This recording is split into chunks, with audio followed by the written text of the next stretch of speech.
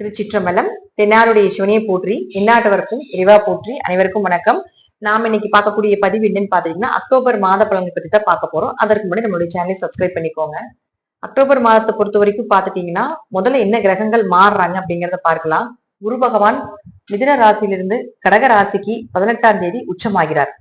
ஒரு சிலருக்கு குரு உச்சமானா யோகம், ஒரு சிலருக்கு குரு நார்மலா இருந்தா யோகம். இப்ப உச்சமாக போகுது.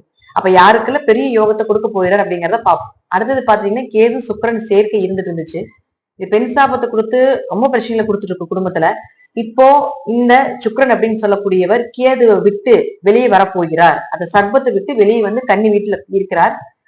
அந்த கன்னி வீட்டுக்கு வந்தாலும் அந்த கன்னி வீட்டுல நீசமாகிறார். நீசம்னா வலு குறையார் அர்த்தம். குருவை போலதான் சுக்கிரனும். சுக்கிரன் ஒரு சில ஜாதகத்துக்கு பெரிய யோகத்தை கொடுப்பார் நல்லா இருந்தா. கெட்டு போனா அதோட யோகத்தை விபரீத ராஜயோகத்தை கொடுப்பார். அது யாருக்கு அப்படிங்கறத நம்ம முழுமையா பார்க்கலாம்.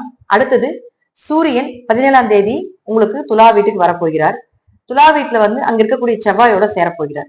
சூரியன் செவ்வாய் சேர்க்கை அப்படிங்கிறது பாத்துட்டீங்கன்னா கவர்மெண்ட் வேலை, அரசு சம்பளம், அரசு மூலமாக வருமானம், பெரிய பெரிய அரசியல்வாதிகள் இவங்க எல்லா ஜாதத்திலயும் சூரியன் செவ்வாய் சேர்க்கை இருக்கும். பெரிய மேனேஜ்மெண்ட் 100 பேர் 200 பேர் வச்சு வேலை வாங்குறது எல்லாமே இந்த சூரியன் செவ்வாயும் தான். சோ இந்த கிரக சேர்க்கை உங்களுக்கு இருக்கு. அப்படி இருந்தாலும் உங்களுக்கு என்ன செய்ய போகுது அப்படிங்கறத நம்ம பார்க்கலாம். பெண்கள் ஜாதகத்துல ஐயாக இருந்தால் கண்டிப்பாக மாங்கல்ய தோஷம். அப்ப சூரியன் செவ்வாய் சேர்க்கை இருக்கிற பெண்கள் ஜாதகத்துல பார்த்தீங்கன்னா திருமண வாழ்க்கை நல்லாவே இருக்காது. அந்த திருமண வாழ்க்கை வெறுப்பா போகும். அப்ப அது வந்து ஒரு மாங்கல்ய தோஷம். அப்ப அதுக்கு என்ன பண்ணலாம் அப்படிங்கறதையும் நம்ம பார்க்கலாம். அடுத்தது பாத்துட்டீங்கன்னா இந்த செவ்வாய் அப்படின்னு சொல்லக்கூடியவர் 27ஆம் தேதிக்கு மேல விருச்சிகத்துக்கும், புதன் அப்படின்னு சொல்லக்கூடிய 24ஆம் தேதிக்கு மேல விருச்சிகத்துக்கு வருவார். அப்ப இந்த குருவினுடைய பார்வை இந்த விருச்சிகத்துக்கு விழுகும். அப்ப குரு செவ்வாய் யோகம் வேலை செய்யும். குருவும் செவ்வாயும் சேர்ந்துதான் குரு மங்கள யோகம்னு சொல்லுவோம். பெயர் புகழ் மதிப்பு, வீடு கட்டுறது, சொத்து வாங்குறது, வண்டி வாகனங்கள் வாங்குறது, இதெல்லாம் இந்த குரு செவ்வாய் பண்ணி கொடுக்கும்.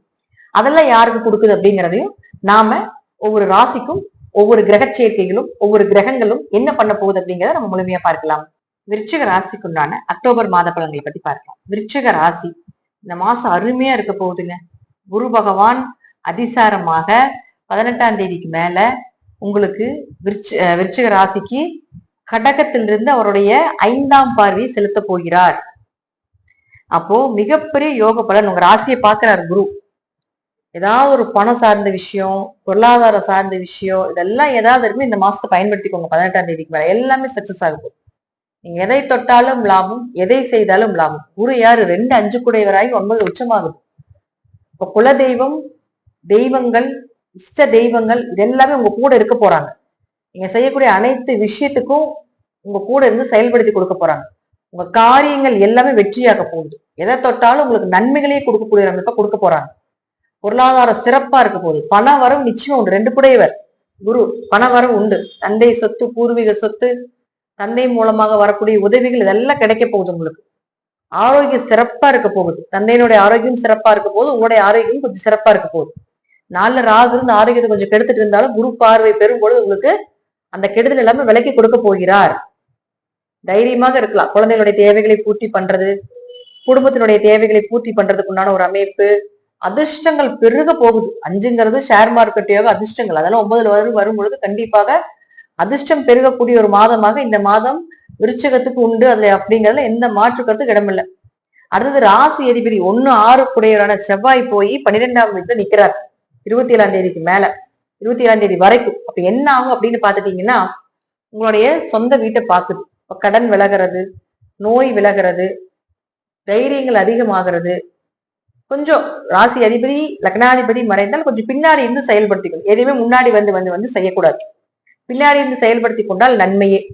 அப்போ என்ன ஆகும் அப்படின்னா செவ்வாய் 12 இருக்கும்போது கொஞ்சம் விரைய செலவுகள் உண்டு. பண வரவு நிச்சயமா உண்டு. அது எந்த மாற்று கருத்துக்கும் இல்லை. ஆனா கொஞ்சம் விரயங்கள் உண்டு. தீர்த்த யாத்திரை போவீங்க, நல்லா குடும்பத்தோட ஜாலியா எல்லா பக்கம் போயிட்டு வர போறீங்க, சுற்றுலா போக போறீங்க, இதெல்லாம் நடக்க போகுது இந்த மாசம். அதெல்லாமே பயன்படுத்திக்கோங்க. அடுத்தது பாருங்க சனி வக்கரமாக இருந்தால் இன்னும் கொஞ்சம் ஆரோக்கியம் நல்லா இருக்கும். தாயினுடைய ஆரோக்கியம் இருக்கும். வீடு மனை சொத்துக்கள் எல்லாமே கிடைக்கிறதுனால வாய்ப்புகள் உண்டு. அது குருவினுடைய பார்வை பெறும் பொழுது அத்தனையும் நீங்க என்ன நினைச்சு பிளான் பண்ணிருக்கீங்களோ அதெல்லாம் நடக்க போகுது. வக்கரமாக ஒரு முறை யோசிச்சுட்டு பண்ணுங்க, அவ்வளவுதான்.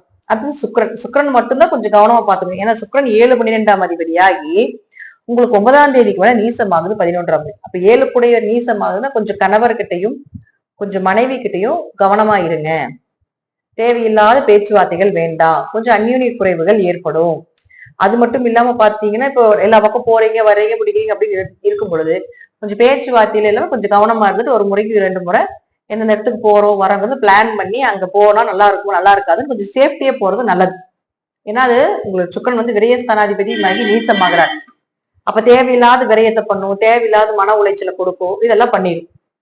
அப்ப இந்த காலகட்டங்கள்ல பொண்ணு மாப்பிள்ள பார்க்க வேண்டாம், வரன்கள் அமைச்சுக்க வேண்டாம். ஏன்னா 7ஆம் அதிபதி நீசமாகும் பொழுது விருச்சிக ராசிக்கு வரன்களை அமைத்துக் கொள்ள வேண்டாம். அது உங்களுக்கு குரு பார்வை இருந்தாலும் வரனுக்கு சொந்தக்காரன் யாருன்னா உங்களுக்கு சுக்கரன் தான். அவர் நீசமாக நல்ல வரன் அமையாது, எதிர்பார்த்த வரன் அமையாது. அப்ப இந்த ஒரு மாசம் கொஞ்சம் பொறுமையா இருங்க. அல்லது புதுசா பாக்குறீங்க, நார்மலா வந்துட்டு இருக்குதுங்க பொருத்தமெல்லாம் பார்க்கணும் அப்படின்னா அதெல்லாம் பாருங்க. புதுசா பாக்குறீங்க, புதுசா வரன் தேடுறீங்க, புதுசா என்ட்ரி ஆகுறீங்க, திருமணம் பண்ணலாமா இந்த மாசம் தொடங்கலாமா அப்படின்லாம் நினைச்சீங்கன்னா பண்ண வேண்டாம். அதெல்லாம் கொஞ்சம் தவிர்த்துக் கொள்வது நல்லது. அடுத்தது புதனை பொறுத்த வரைக்கும் பாத்துட்டீங்கன்னா புதன் யார் அப்படின்னா உங்களுடைய ராசிக்கு 8 மற்றும் 11ஆம் அதிபதியான புதன் அவர் விரயத்துலதான் உட்கார்ந்துருக்காரு. அப்ப 8 12ஆம் வீட்டுல இருந்தால் கெட்டவன் கெட்டால் கிட்டிடும் ராஜயோகம் அப்படின்னு சொல்லுவோம். திடீர் வருமானம், திடீர் அதிர்ஷ்டங்கள், திடீர் பண வரவு இதெல்லாம் உண்டு. யாராவது பணம் கொடுத்துட்டு கொடுக்காம இருக்காங்க அப்படின்னா இப்ப குரு பார்வை பெற்றதுக்கு அப்புறம் பாத்தீங்கன்னா அந்த பண வரவெல்லாம் வர்றதுக்குன்னா நம்ம இப்ப ஏற்படுத்தி கொடுத்து விடுவார். அப்ப அவரே உங்களுக்கு பாருங்க 11ஆம் அதிபதியாகி 12ல வரும் பொழுது நிச்சயமாக பண வரவும் உண்டு, லாபங்களும் உண்டு, விரயங்களும் உண்டு. நல்ல பணம் வரவும் போகுது, நல்ல செலவும் செய்ய போறீங்க, நல்ல விரயங்களும் பண்ண போறீங்க. சுப விரயமா பண்ணினீங்கன்னா புண்ணிய கணக்கு. தேவையில்லாத விரயங்கள் பண்றப்ப கொஞ்சம் யோசிச்சு வெளியில அங்க போறீங்க பிடிக்கிறீங்க வரீங்க அப்படின்னா கொஞ்சம் யோசிச்சு பல முறைக்கு செய்வது என்பது நல்லது. அடுத்தது சூரியனை பொறுத்த வரைக்கும் பாத்துட்டீங்கன்னா உங்களுக்கு அவர் விருச்சிக ராசிக்கு 10 கூட தொழில் ஸ்தானாதிபதி 12ல போய் நீசமாக போகிறார். அதுவும் பாருங்க 17ஆம் தேதி வரைக்கும் உங்களுக்கு 11ல தான் இருக்கிறார். அப்போ தொழில் ரீதியாக, லாபங்கள் ரீதியாக, தொழில் வளர்ச்சி ரீதியாக ஒரு பிளான் பண்றீங்க அப்படின்னா 17ஆம் தேதிக்கு முன்னாடி பிளான் செய்து கொள்வது நல்லது. அப்பெல்லாம் உங்களுக்கு வளரும். 17ஆம் தேதிக்கு மேல அமைதியாயிரும். தொழில் ரீதியாக புதுசா பிளான் பண்ணக்கூடாது, புதிய இன்வெஸ்ட்மெண்ட் பண்ணக்கூடாது, தேவையில்லாம இம்போர்ட் எக்ஸ்போர்ட் பிசினஸ் எல்லாம் பண்ணக்கூடாது. அதெல்லாமே பாத்துட்டீங்கன்னா உங்களுக்கு 17ஆம் தேதிக்கு முன்னாடியே வைத்துக் கொள்வது நல்லது. வெளியூர் வெளிநாடு பயணங்கள், படிப்புக்காக, வேலைக்காக, குறிப்பா தொழிலுக்காக வெளிநாடு வெளியூர் போறதை கொஞ்சம் தவிர்த்துக் கொள்ளணும். அது 17ஆம் தேதிக்கு மேலதான். அதுக்கு முன்னாடி நீங்க எல்லாமே போயிட்டு வர்றது, சந்தோஷமா இருக்கிறது, குடும்பத்தோட ஒற்றுமையா இருக்குது, இதெல்லாம் கண்டிப்பா நடக்கத்தான் போகுது. தெய்வ அனுகிரகம் முழுமையா இருக்குது. 5, 9 லக்ன தொடர்பு ஏற்படுது குருவுக்கே. 1, 5 தொடர்பு குருவுக்கு ஏற்படும் பொழுது தெய்வம் உங்க கூட இருந்து எல்லாத்தையும் காப்பாத்தி கொடுக்கும். எவ்வளவு பிரச்சனைகள் இருந்தாலும் தெய்வ அனுகிரகம் இந்த மாசம் உண்டு, நம்பிக்கையா இருக்கலாம். இதெல்லாம் உங்க ஜாதக ரீதியாக நல்ல தசாபுத்தி ஓடிட்டு இருந்தா நான் சொல்வதை விட இன்னுமே நம்பிக்கையும் அதே போல நன்மைகளும் நிறைய நடக்கிறதுக்குண்டான வாய்ப்புகளும் உண்டு. நன்றி. மீண்டும் ஒரு நல்ல பதிவுல சந்திக்கலாம். திருச்சிற்றம்பலம், தில்லையம்பலம், ஸ்ரீ நரசிம்மர் திருடி சரணம்.